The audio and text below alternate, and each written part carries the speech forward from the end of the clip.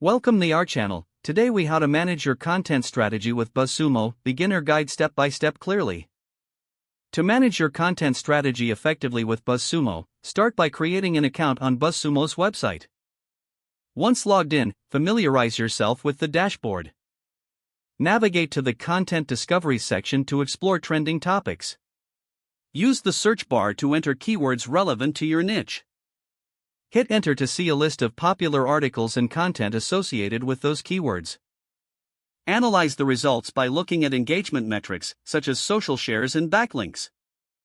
Identify the top performing content to understand what resonates with your audience. Utilize the alerts feature to track new content or mentions of your brand. Set up alerts for specific keywords or competitors to stay updated.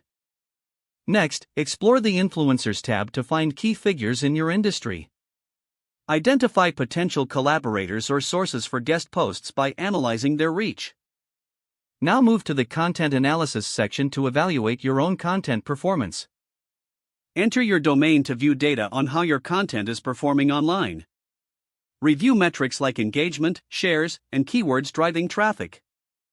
Use these insights to refine your content strategy and identify areas for improvement.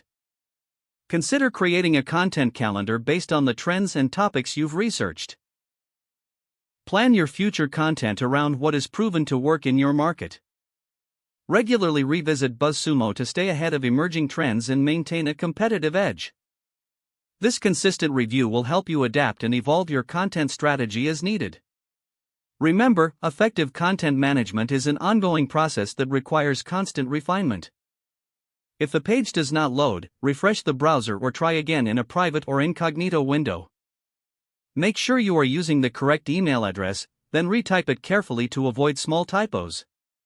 If your password is not accepted, use the reset option and create a new strong password you can remember.